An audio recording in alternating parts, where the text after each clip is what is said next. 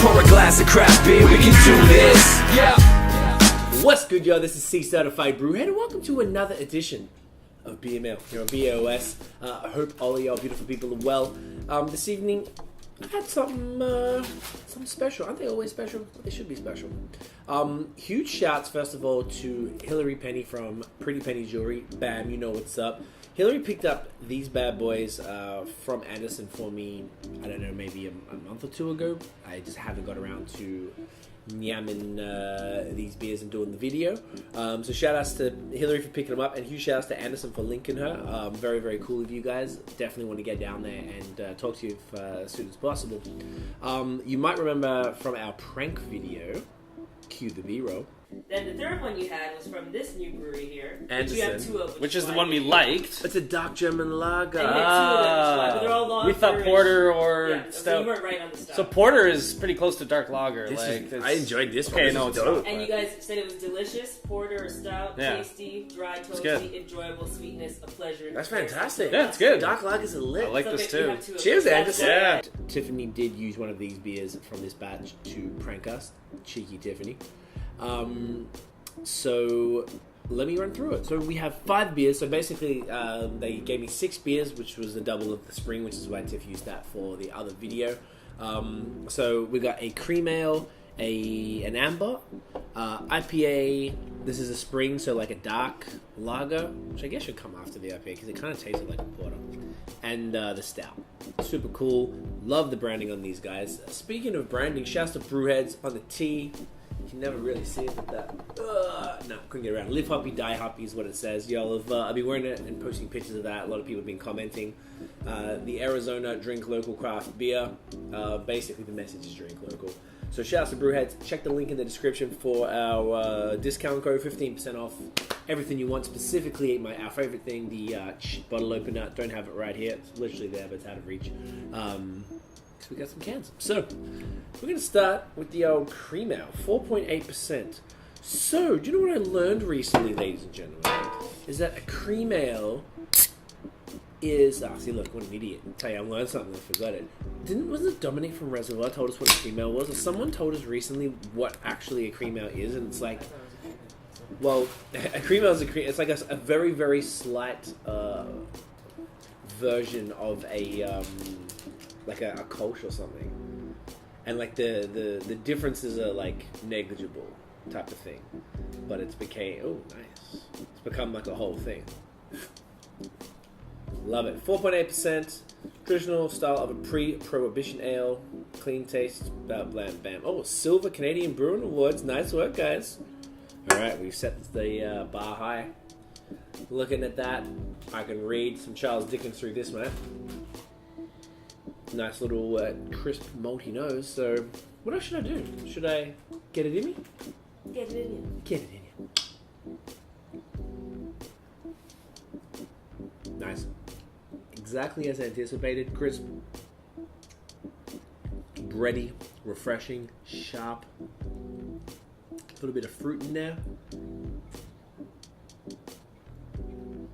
I like it. Do you know what? I'm not like in love with cream ales. I think because I always just didn't really know what they're meant to be, and now I know they're like a very slight derivative. It was either a Kolsch lager or Pils or something like that. So I know one of you guys will correct me because y'all know what's up. Yeah, I kind of like. I appreciate it a lot more now because these lighter beers, these hashtag crispy boys, are my jam. I like that. It's okay. Sorry. Open your packet. Do it up. Sorry. We're all here for it. Ooh. What are they called again? Chinyami? The chicharrones, the pork crackle things. They're bomb. All right, next up, amber. So this is a 4.8% young fella, and this is one style that, like, I think Scott and I have talked about it in the podcast before. But ambers were like not so much Scott's, but mine. They were my first style I was ever not upset. They look so trippy.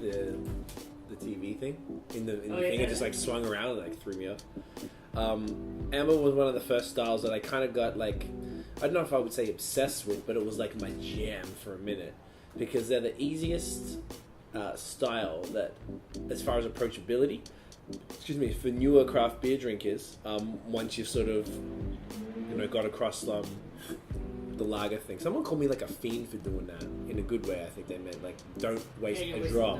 that. I don't know why. Do you know why? It's just going to spill on the can, and it's going to spill down the can onto the table, and I have to clean the table.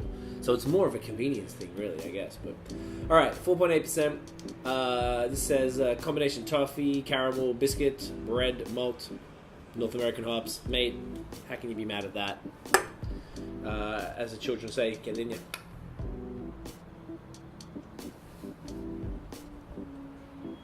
Nice. I like that. Definitely get any caramel toffee vibes. Definitely bready. So as I was saying, Amber's one of my first kind of like style that I really, really mess with. And then I guess with anything you kind of get completely over them as you keep discovering this whole rainbow of beer styles. So I've kind of enjoyed coming back to them a bit lately. I had some in the fridge that I didn't realize I had there, and I enjoyed them way more than I thought. So something's going on. Like I think I'm coming to the closure of that full circle thing that beer drinkers go through. Super crushable, great malt profile, definitely bready, roasty, slightly roasty, which I quite like. Yeah, I dig that. That's tasty, and that's what you want from an amber, mate. Definitely worth giving that a crack. Now, the IPA, 6.5. I'm assuming, I don't know why I'm assuming, I just feel like this is probably like a West Coast style.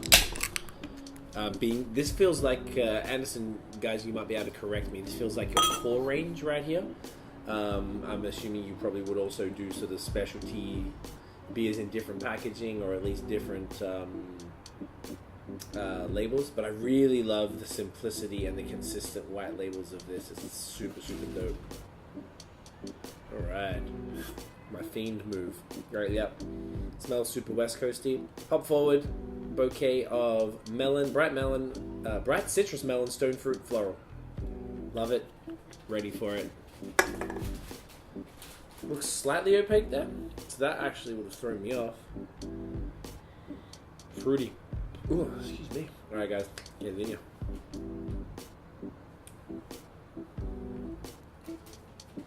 Nice.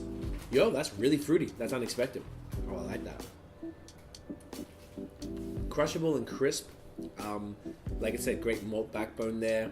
I don't know if I'm getting like the melon or anything. To be fair, I don't know how old these cans are at this point. Maybe say at most like 2 months, which is completely my fault for not getting to it sooner. Maybe this IPA would have been a little brighter had I had it then. But yeah, this is really nice.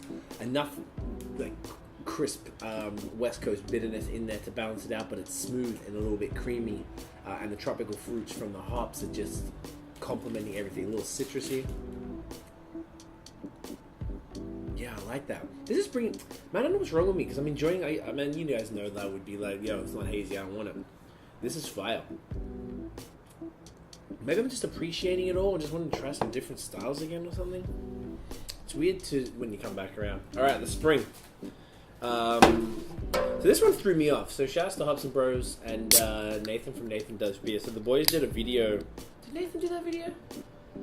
Was Nathan in that one? The one where they did the dark lagers, the porter and stuff? Or was that a separate Scott, I thing? haven't seen it. Scott. I heard Scott said that. Yeah, okay. Either way, shouts to Nathan regardless. Hashtag Team Lactose. Y'all know what it is. They did like a real cool video where they compared a dark lager to a porter to a stout, I believe.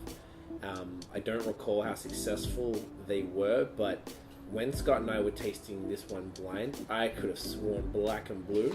It was I felt like it was more of a porter than a stout, but there was no way I would have at any stage thought it was a dark lager, which shows how close the three styles are, particularly when you're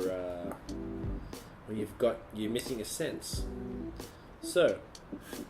This bad boy is 4.8%. I really like this sub 5 crushable in the small stubby cans. This just makes you want to grab a sixer. I hope you can get mixed sixes from the brew. That's super dope. Yeah, this says dark German lager, so it's probably like, I guess what's considered a Schwarz beer, if I'm not mistaken. If you look otherwise, I mean, you can't see through that for nothing. That is dark. That absolutely looks like some form of a porter. Definitely doesn't have a stout head. Oh, man. Burpee today. Alright guys, get it in here.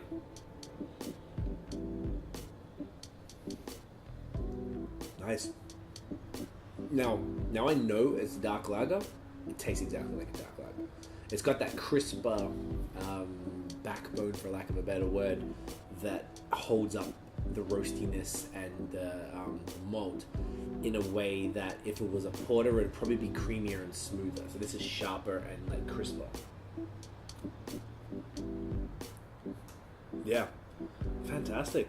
I love that it is all of these are so crushable. That's just such a so appealing. Yeah, roasty, a little bit caramel in there. It's almost like, I think when I tried this blindfolded, I could get like espresso, like a bit of coffee, and even now I'm kind of getting that. Mate, it's fantastic. Once again, another star. I always thought dark lagers, to be fair, though, I didn't really get off those. I always felt they were interesting whenever I got to try any. I was always pretty excited about it. So speaking of that, oh, here we go. It actually says canning date, 26th of March, 3rd, 2018. So that's probably all of them. Oh no, 10th of April. Hey, my birthday. Yeah. The IPA was the one that I think that mattered the most. 12th of March. Hey, yo, if that IPA is freaking 3 months old and it tastes like that, bloody ripper. So the stout, be interesting to have it like a proper stout side by side with this one. There you go. Look at that. That is like completely different color. The head is foaming up in a different way. Totally a lot darker. That was more of a white and off-white. This is like that tan, cafe-colored head. You can tell this is Tickas, as the kids say. Oh, get in there. I don't know why I'm doing this holding it, because if I move one little bit, the shit is going to fall. First trap. Alright, this is 6.2, so it's a strong stout. Velvet smooth, roasted flavors, local coffee. Oh, does it say what coffee? Yo, that's another thing. I love it when... Oh, cocoa nibs. Nice. When breweries collaborate with local artisanal producers. Coffee being my favorite, because Tiff and I are huge coffee fans. I don't know, something about that is so organic. That's why when we did our first collab with Helm, which was called Morning Glory, it was a year ago, and we did a coffee vanilla stout. No, it wasn't. It was coffee vanilla porter. And we tried to collaborate with the breweries, with the roastery, sorry, but it was a little difficult. But we went in there and we talked to them afterwards, and they were down to continue to do it. So I thought that was super dope, and I just liked the fact that we went to the cafe to get the locally sourced. You know, these guys roast locally, and I'm clearly not sourced locally, but I like that whole concept and stuff. So very, very cool. Smells like a shot of espresso. So 6.2, I think it said. Yep. Get it in you. Cheers. Yeah, nice. Oh shit, that is really coffee sharp, bitter, but velvety smooth, as the packaging claimed. No lies over here, folks. Yes, great. Tons of chocolate, like bitter dark chocolate. But it's not like, it's smooth, but it's got a decent amount of carbonation, not like nitro smooth. Nice roast, super roasty as well. Screen trip me out again. Hey, chuck us a like if you like the sign. Attention to detail, people. I'm telling you. It's fire, guys.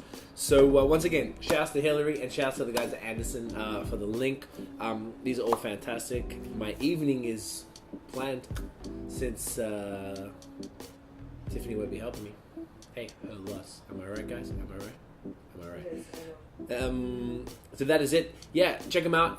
If you enjoyed the video, you know what to do, mate. Smash that thumbs up. Hit it really hard so your computer knows. Maybe, or even on your phone, wherever you're doing. Now I'm burping like an idiot. You hit subscribe and you hit the notification bell so you know what's popping. We drop the new videos Wednesdays, Fridays, and Sundays. Follow us on social media at BAOS Podcast. And check out the long form audio. We just got back today from doing a great podcast here in Montreal. We've got a bunch of other ones set up next week in Toronto. Whenever you guys see this, they'll probably already be done. Yeah, that's it, guys. Thank you for watching. We'll see you in the next video. And as always, get it in ya.